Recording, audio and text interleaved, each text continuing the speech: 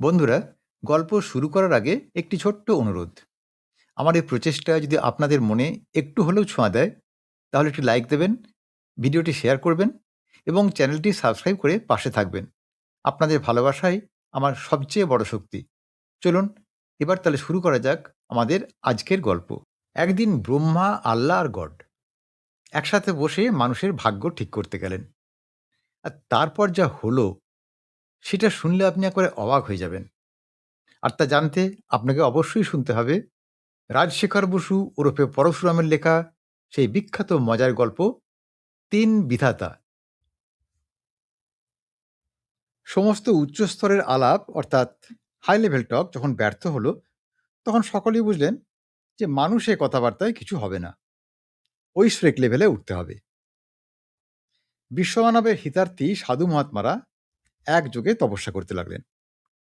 অবশেষে যা কেউ স্বপ্নেও ভাবেনি তা সম্ভব হলো। ব্রহ্মা, গড আর আল্লাহ সুমেরু অর্থাৎ হিন্দুকুশ পর্বতে সমবেত হলেন।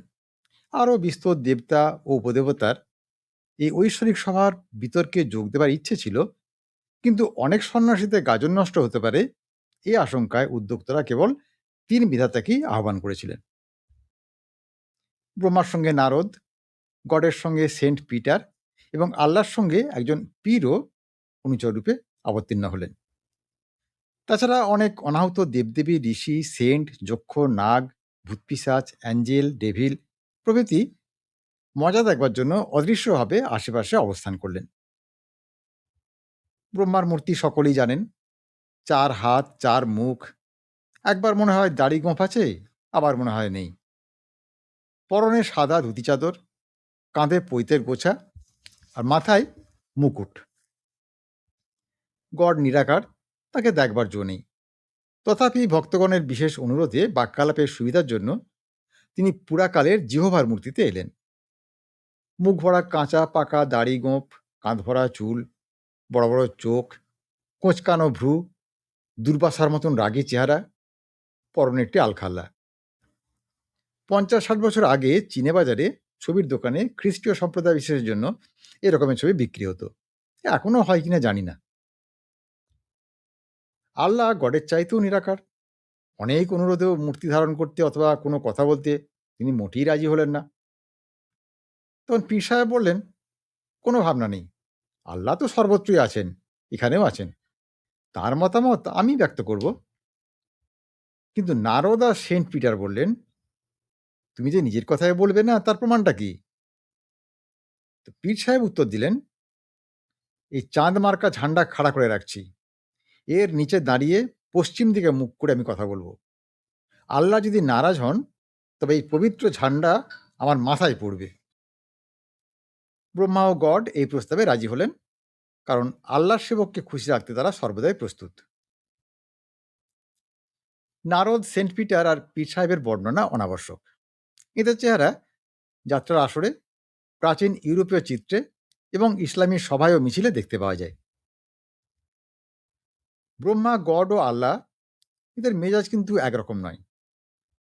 ঠাট্টা তামাশায় কোনো হিন্দু দেবতা চটেন না। ব্রহ্মার তো কথাই নেই, তিনি সম্পর্কে সকলেরই ঠাকুরদা। গড অত্যন্ত গম্ভীর, তবে সম্প্রতি তার কিঞ্চিত রসবোধ হয়েছে, তাকে নিয়ে একটু আধটু পরিহাস করা চলে। কিন্তু আল্লাহ শুধু দৃষ্টির অতীত, বাক্যের অতীত নন, পরিহাসের অতীত। পাকিস্তানি শাসনতন্ত্রের মুখবন্ধে যে আল্লাহর আধিপত্য ঘোষণা করা হয়েছে, তা মোটেই তামাশার নয়। কালিদাস লিখেছেন, মহাদেবের তপস্যার সময় নন্দীর শাসনে গাছপালা নিষ্পন্দ হলো, ভোমরা মৌমাছি চুপ করে রইল, পাখি বোবা হলো, হরিণের ছুটোছুটি থেমে গেল, সমস্ত কানন যেন ছবিতে আঁকা। তিন বিধাতার সমাগমে সুমেরু পর্বতেরও সেই অবস্থা হলো।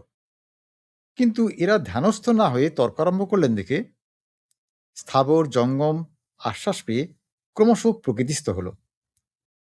ব্রহ্মাকে দেখেই জিহ্বারূপী গড ভ্রুকুটি করে বললেন, তুমি কি করতে এসেছো? তোমাকে তো আজকাল কেউ মানেই না, শুধু বিয়ের নিমন্ত্রণ পত্রে তোমার ছবি ছাপা হয়। কৃষ্ণ, শিব, কালী বা রামচন্দ্র এলো বা কথা ছিল। তখন ব্রহ্মা বললেন, তারা তো আমাকেই প্রতিনিধি করে পাঠিয়েছেন। পীর সাহেব অবাক হয়ে ব্রহ্মার দিকে চেয়ে আছেন দেখে নারদ বললেন, কি দেখছো সাহেব? পীর চুপি চুপি বললেন, এর তো চারো তরফ চার মুখ, তা বিছানায় শোন কি করে?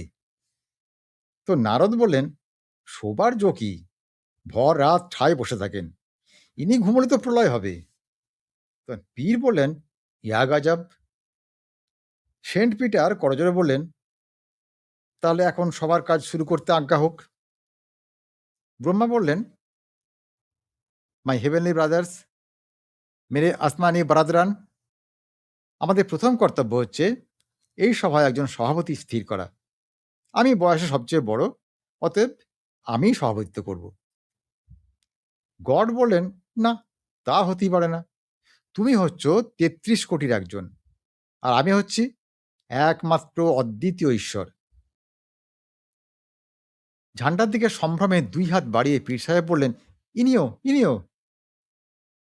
তখন গড বললেন, বেশ তো, আমি আর ইনি দুজনই একমাত্র অদ্বিতীয় ঈশ্বর, কিন্তু আমি হচ্ছি সিনিয়র, অতএব আমিই সভাপতি হব।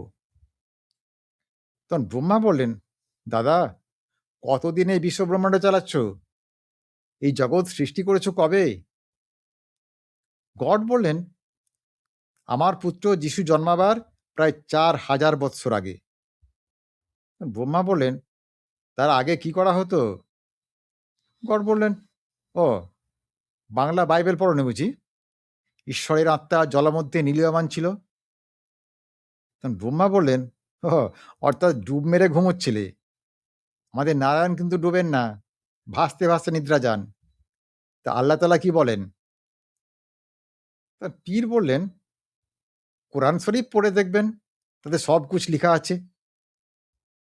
তখন গড বললেন, ব্রহ্মা, তুমি না বিষ্ণুর নাইকুণ্ড থেকে উঠেছিলে, তোমারও নাকি জন্মামৃত্যু আছে? তখন ব্রহ্মা বললেন, তাতে কি হয়েছে? আমার এক একটি জীবনকালী যে বিপুল, ৩১-এর পিঠে ১৩টা শূন্য দিলে যত হয় তত বৎসর। তুমি যখন জলের মধ্যে নীলীয়মান ছিলে, তখনও আমি দেদার সৃষ্টি করেছি। নারদ কৃতাঞ্জলি বললেন, প্রভুরা, আমি বলি কি, কে বড় কে ছোট সে তর্ক না এখন থাকুক, আপনারা তিনজনই সভাপতিত্ব করুন। সেন্ট পিটার বললেন, হ্যাঁ হ্যাঁ, সেই ভালো। পীর সাহেব নীরবে ডাইনে বাঁয়ে উপরে নিচে মাথা নাড়তে লাগলেন। নারদ বললেন, আপনাদের কষ্ট দিয়ে এখানে ডেকে আনার উদ্দেশ্য জগতে যাতে শান্তি আসে, মারামারি কাটাকাটি, দেশ হিংসা, অত্যাচার, প্রতারণা, লুণ্ঠন প্রভৃতি পাপ কার্য যাতে দূর হয়, তার একটা উপায় স্থির করা। তখন ব্রহ্মা বললেন, গড ভায়া, তা তুমি একটা উপায় বাতলাও। গড বললেন, উপায় তো বহুকাল আগিয়ে বলে দিয়েছি।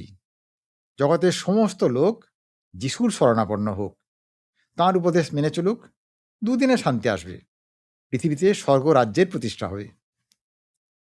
ব্রহ্মা বললেন, কিন্তু দেখতেই তো পাচ্ছ, লোকে যিশুর উপদেশ মানছে না, তবু তুমি চুপ করে আছো কেন? তোমার বজ্র ঝঞ্ঝা মহামারী অগ্নিবৃষ্টি এসব কি হলো? গড বললেন, আছে, সবই আছে, তেমন দেখলে অন্তিম অবস্থায় প্রয়োগ করব, এখন নয়। আমি মানুষকে কর্মের স্বাধীনতা দিয়েছি, যাকে বলে ফ্রি উইল। মানুষ যদি জেনে শুনে উৎসন্নে যায়, তো আমি নাচার। ব্রহ্মা বললেন, ও, তাহলে মানছো যে মানুষের কুবুদ্ধি দূর করবার শক্তি তোমার নেই? তা আল্লাহ তালার মত কি? তখন পীর বললেন, দুনিয়ার লোক যদি ইসলাম মেনে নেয়, তবে সব দুরস্ত হয়ে যাবে। নারদ বললেন, যারা মেনে নিয়েছে তাদেরও তো গতি ভালো দেখছি না, আল্লাহ তাদের খৈরিয়াত করেন না কেন? তখন পীর বললেন, আগে সকলকে পাকিস্তানের সঙ্গে এক দিল হতে হবে। নারদ বললেন, তা তো হচ্ছে না, আল্লাহ জোর করে সকলকে এক দিল করে দেন না কেন? তখন পীর বললেন, সে তো আল্লাহর মর্জি। গড বললেন, শোনো ব্রহ্মা, আমি একজোড়া নিষ্পাপ মানুষের সৃষ্টি করে তাদের ইদম কাননে রেখেছিলাম, তারা বেশ শান্তিতেই ছিল, কিন্তু তোমাদের তা সইল না।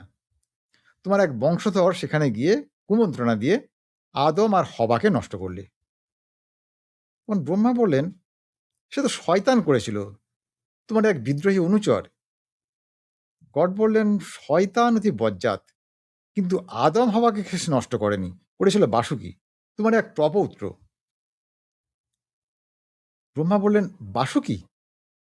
সাপ হলেও সে অতি ভালো ছোকরা, কুমন্ত্রণা সে কখনোই দেবে না। আচ্ছা, তাকে জিজ্ঞেস করা যাক। নারদ, ডাকো তো বাসুকিকে। তখন নারদ হাঁক দিলেন, বাসুকি, ওয়ে বাসুকি। নিকটে একটি দেবদারু গাছের ডালে ল্যাজ জড়িয়ে বাসুকি ঝুলছিলেন। ডাক শুনে সড়াক করে নেমে এলেন। দণ্ডাবতে ব্রহ্মাকে প্রণাম করে বললেন, কি আজ্ঞা হয় পিতামহ? ব্রহ্মা বললেন, হ্যাঁ হ্যাঁ, তুমি নাকি ইদং কাননে গিয়ে হবার আদমকে নষ্ট করেছিলে? বাসুকি তাঁর চেরা জিভ কামড়ে বললেন, ছি ছি, তা কখনো পারি? ভুল শুনেছেন প্রভু, যদি অভয় দেন তো প্রকৃত ঘটনা নিবেদন করি। তখন ব্রহ্মা বললেন, ঠিক আছে, অভয় দিলুম, তুমি ব্যাপারটা প্রকাশ করে বলো। বাসুকি বলতে লাগলেন, সে কি আজকের কথা? সমুদ্র মন্থনের পর আমার সর্বাঙ্গে অত্যন্ত বেদনা হয়েছিল। দুই অশ্বিনী কুমারকে জানালে তাঁরা বললেন, ও কিছু নয়, হাড় ভাঙেনি, শুধু মাংস একটু থেঁতলে গেছে, দিন কত খাওয়া বদলে এসো, সেরে যাবে। তখন আমি পৃথিবী পর্যটন করতে লাগলাম। তো বেড়াতে বেড়াতে একদিন তৌরস পর্বতের পাদদেশে এসে দেখলুম উপরে একটি চমৎকার উপবন রয়েছে। ঘোড়াসাপের রূপ ধরে পাহাড়ের খাড়া গা বেয়ে সরসর করে উপরে উঠে গেলুম। দেখলুম দুটি নরনারী সেখানে বন্দী হয়ে আছে। তারা একেবারে অসভ্য, কিছুই জানে না, লজ্জাবোধও নেই। দেখে আমার দয়া হলো। মেয়েটির কাছে গিয়ে মধুস্বরে বললুম, অয়ি সর্বাঙ্গ সুন্দরী, তুমি কার কন্যা, কার পত্নী? তোমার পরনে কাপড় নেই কেন? চুল বাঁধনি কেন? নখ কাটুনি কেন? গলায় হার পরনি কেন? ওই যে ষণ্ডা জঙ্গলি পুরুষটা ঘাস কাটছে, ওটা কে? তোমাদের চলে কি করে? খাও কি? তো আমার সম্ভাষণে মেয়েটি খুশি হলো, একটু হেসে বলল, আমি হচ্ছি হবা, আর ওর নাম আদম, আমার বর। আমি কারো কন্যা নই, আদমের পাঁজরার থেকে জিহোবা আমাকে তৈরি করেছেন। আমরা এখানে চাষবাস করি, ফলমূল খাই, মনের আনন্দে গান গাই আর নেচে বেড়াই। তো জিজ্ঞাসা করলুম, কি ফল খাও? আম, কাঁঠাল, কলা আছে? তো হবা বললে, আখরোট, আঙ্গুর, আনার, আবজুস, আঞ্জির, এইসব মেওয়া খাই, শুধু ওই গাছটার ফল খাওয়া বারণ। তো জিহ্বা বলেছেন যে খেলে নাকি সর্বনাশ হবে, আক্কেল খুলে যাবে, ভালো মন্দের জ্ঞান হবে। আমি লেজে ভর দিয়ে খাড়া হয়ে দাঁড়িয়ে সে জ্ঞানবৃক্ষের একটা ফল কামড়ে খেলুম। দন্তস্ফুটো করা একটু শক্ত, কিন্তু বেশ খেতে, কোষা নেই, বিচি নেই, ছিবড়ে নেই, যেন কড়া পাকের সন্দেশ। পিতামহ, আপনি সর্পজাতিকে আক্কেল দাঁত দেননি, কিন্তু সেই ফলটি খাওয়া মাত্র আমার 4টি আক্কেল দাঁত ঠেলা দিয়ে বেরোলো, বুদ্ধি টনটনে হলো, কর্তব্য সম্বন্ধে মাথা খুলে গেল। আমি হওয়াকে বললুম, ও বাছা, একদিন করেছ কি, এমন ফল খাওনি? না, প্রভুর যে বারণ আছে। দুত্তর বারণ, বুড়োতে কথা সবসময় শুনতে গেলে কিছুই খাওয়া হয় না। আমি বলছি, তুমি এক কামড় খেয়ে দেখো। না, যদি আক্কেল খুলে যায়? কোথাকার ন্যাকা মেয়ে তুমি, আক্কেল তো খোলাই দরকার। চিরকাল উজবুক হয়ে থাকতে চাও নাকি? নাও, এই দুটো ফল পেড়ে দিচ্ছি, একটা তুমি খাও, আর একটা ওই জঙ্গলি ভূত আদমকে খাও। হবা নিজে বড় ফলটা খেয়ে ছোটটা আদমকে দিল, আর তারপরেই জিভ কেটে ছুট্টে পালালো। একটু পরে একটা ডুমুর পাতার ঝালর পড়ে ফিরে এসে বলল, এবার কেমন দেখাচ্ছে আমাকে? বাহ, অতি চমৎকার, কোথায় লাগে উর্বশী, রম্ভা, মেনকা? হবা ঠোঁট ফুলিয়ে চোখ মুচকে বলল, আমার হার নেই, চুড়ি নেই, চিরুনি নেই, আলতা নেই, ঠোঁটে দেবার রং নেই। আমি বললুম, সব হবে, ওই আদমকে বলো। তখন আরো ঠোঁট ফুলিয়ে হওয়া বলল, ও বৃষ্টি, ও কিচ্ছু দেয় না, ওর কিচ্ছু নেই, তুমি দাও, আমি তোমার কাছে থাকবো। হুম। আমি বললুম, আমি ওসব কোথায় পাবো? ওর হাত পা আছে, আমার তাও নেই। আর সাপের সঙ্গে তুমি ঘর করবে কি করে? আমার আবার 50টা সাপিনী আছে, তোমাকে দেখেই তো ফোঁস করে উঠবে। তোমার ভাবনা কি খুকি? তোমার বরের কাছে গিয়ে ঘ্যান ঘ্যান করে আবদার করো, তাহলেই ও রোজগার করতে যাবে, যা চাও সব এনে দেবে। এমন সময় হঠাৎ ঝড় উঠল, বিদ্যুৎ চমকানির সঙ্গে বজ্রনাদ হতে লাগলো। দেখলুম দূর থেকে তালগাছের মতন লম্বা এক ভয়ঙ্কর পুরুষ কোঁতকা নিয়ে আমার দিকে তেড়ে আসছেন। বুঝলুম ইনিই যোবা। আমি হেলে সাপের রূপ ধরে শুরুত করে পালিয়ে গেলুম। গড বললেন, শুনলে তো, বাসুকি দোষ কবুল করছে। ব্রহ্মা বললেন, দোষটা কোথায়? তুমি দুটি প্রাণী সৃষ্টি করে তাদের অজ্ঞানের অন্ধকারে রেখেছিলে, সামনে জ্ঞানবৃক্ষ রেখেও তার ফল খেতে বারণ করেছিলে। বাসুকি দয়া করে তাদের জ্ঞান দান করেছে। গড বললেন, ছাই করেছে, আমার উদ্দেশ্যই পণ্ড করেছে। সেই আদিম মানব মানবীর আদিম অবাধ্যতার ফলেই জগতে পাপ আর দুঃখ কষ্ট এসেছে। সেন্ট পিটার বললেন, শ্রীকৃষ্ণ তো অজ্ঞদের বুদ্ধিভেদ করতে বারণ করেছেন। তো নারদ বললেন, হ্যাঁ, ভুল বুঝেছ বাবাজি। তার কথার অর্থ, বোকা লোকদের বাজে তর্ক করতে শিখো না, যারা চালাক তাদের তিনি বুদ্ধিযোগে চর্চা করতে বলেছেন। সেন্ট পিটার বললেন, কিন্তু হবার আদম তো বোকায়। তো নারদ বললেন, আরে, তারা যে আদিম মানব মানবী শিশুর সমান, যদি চিরকাল বোকা করে রাখাই উদ্দেশ্য হয়, তবে মানুষ সৃষ্টি করার দরকারটা কি ছিল? ভেড়া গরুর মতন আরো জানোয়ার তৈরি করে লাভটা কি? আমাদের পিতামহের কীর্তি দেখো কি। প্রথমেই পয়দা করলেন 10 জন প্রজাপতি, মরিচি, অত্রি প্রভৃতি 10টি বিদ্যা বুদ্ধির জাহাজ। তখন জলদগম্ভীর স্বরে গড বললেন, চুপ, গোল করো না।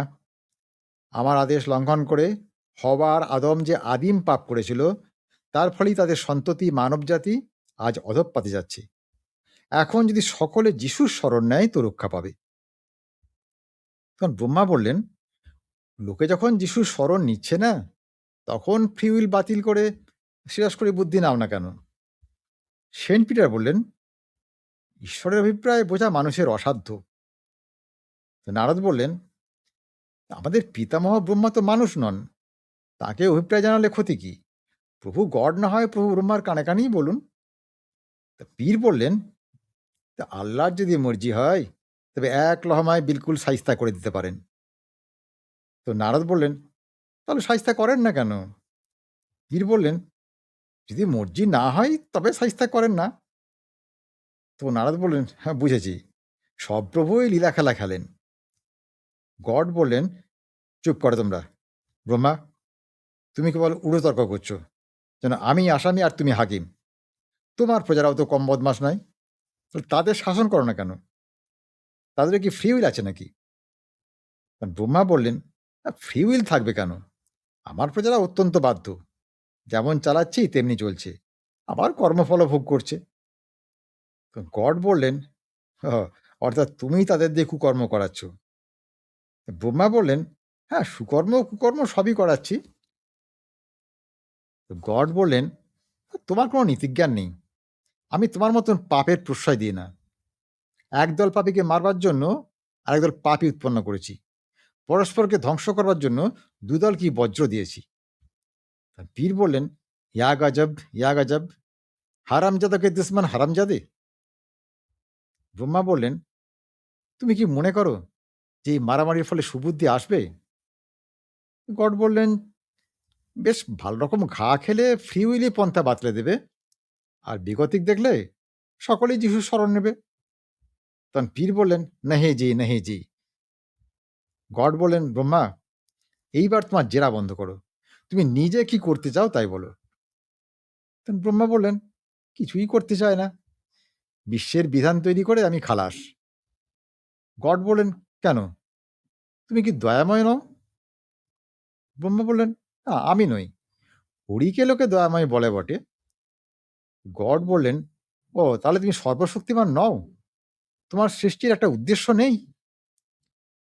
ব্রহ্মা বললেন, যার শক্তি কম তারই উদ্দেশ্য থাকে, যে সর্বশক্তিমান তার উদ্দেশ্য তো সিদ্ধ হইয়াছে, তার দয়া করবারই বা দরকার হবে কেন? আসল কথাটা চুপি চুপি বলছি শোনো। লোকে আমাদের সৃষ্টিকর্তা বলে, কিন্তু মানুষও আমাদের সৃষ্টি করেছে। যে লোক নিজে নির্দয় হয়, সেও একজন দয়ালু ভগবান চায়।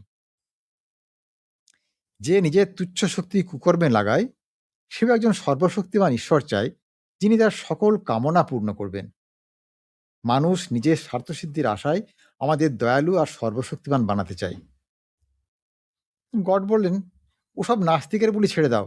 তুমি স্পষ্ট করে বলো, মানুষ পাপ করলে তুমি রাগ করো, আর ভালো কাজ করলে তুমি খুশি হও? ব্রহ্মা তার 4 মাথা সজোরে নাড়তে লাগলেন।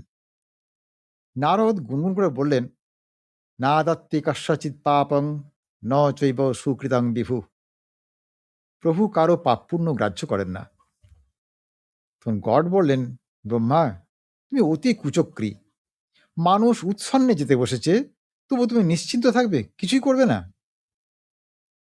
ব্রহ্মা বললেন, "হ্যাঁ, তোমরাই বা কি করছো? ব্যস্ত হও কেন?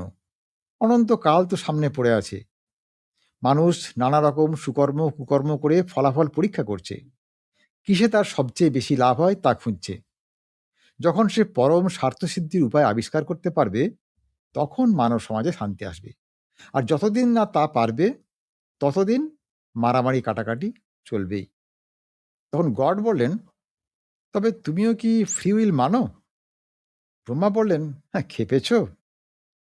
নারদ তার কচ্ছপে বিনায় ঝঙ্কার তুলে বললেন, ঈশ্বর সর্বভূতানাং হৃদ্দেশে অর্জুন তিষ্ঠতি ভ্রামায়ণ সর্বভূতানি যন্ত্রারূঢ়া মায়া। হে অর্জুন, ঈশ্বর সকল প্রাণীর হৃদয়ে আছেন এবং ভেলকি লাগিয়ে তাদের চরকিতে চড়িয়ে ঘোরাচ্ছেন।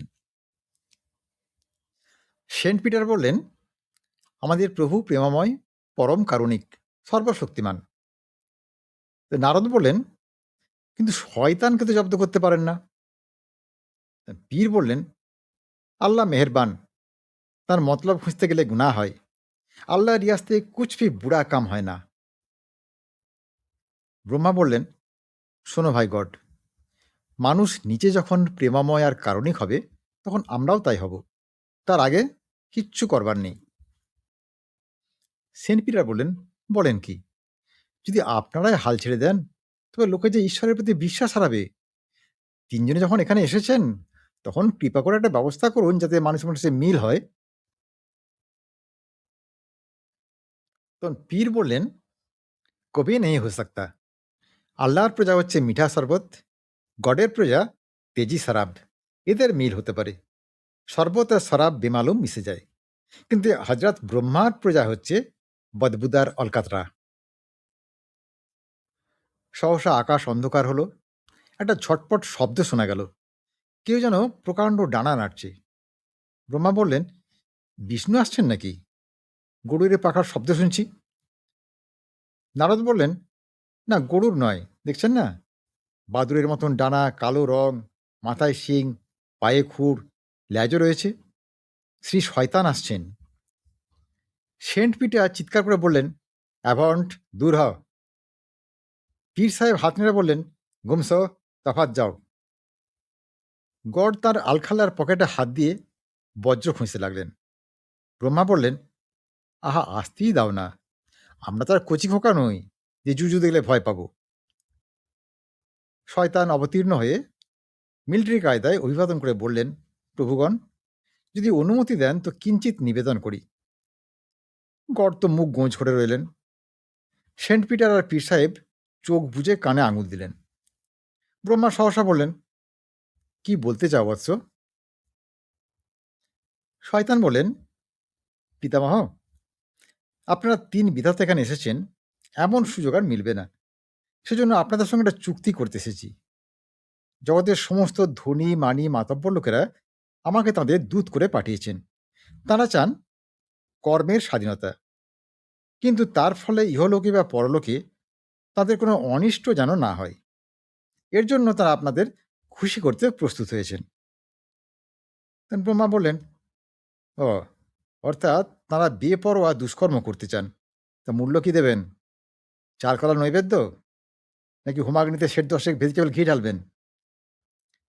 শয়তান বললেন, না প্রভু, ওসব দিয়ে যে আপনাদের আর ভোলানো যাবে না, তা তারা ভালো করেই বুঝতে পেরেছেন। তারা যা রোজগার করবেন, তার একটা অংশ আপনাদের দেবেন। ব্রহ্মা বললেন, দেখো, নগদ টাকা আমরা নিতে পারি না।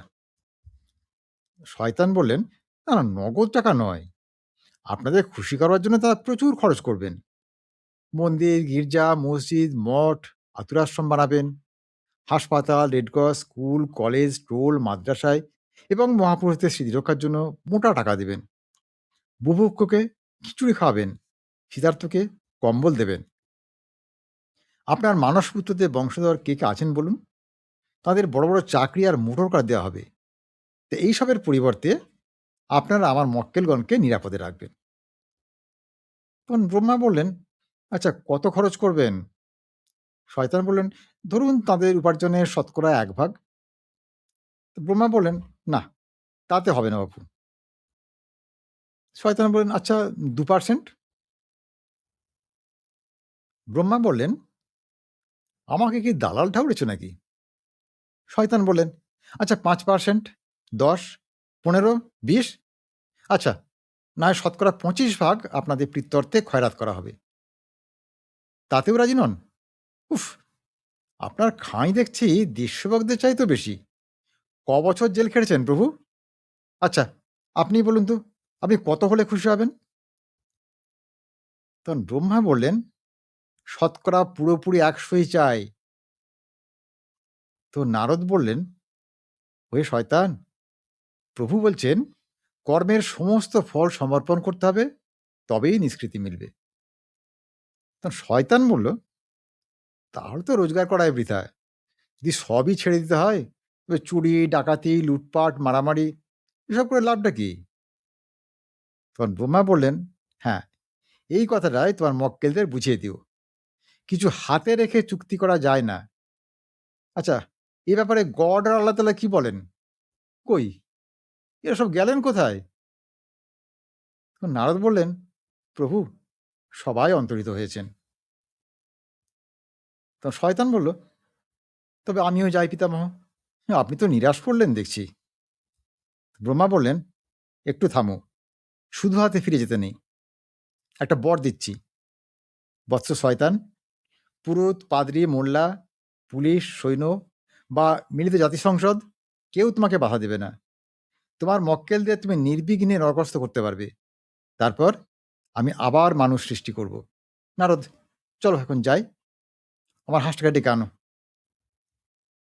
নারদ বললেন, প্রভু সে তো মানস সরোবরে চড়তে গেছে, এত শীঘ্র যে সভাভঙ্গ হবে তা তো সে জানতো না।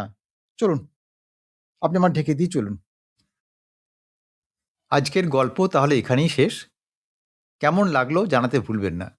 যদি ভালো লেগে থাকে তাহলে একটি লাইক দেবেন, ভিডিওটি শেয়ার করবেন আর নতুন গল্পের জন্য চ্যানেলটি সাবস্ক্রাইব করে পাশে থাকবেন। নমস্কার।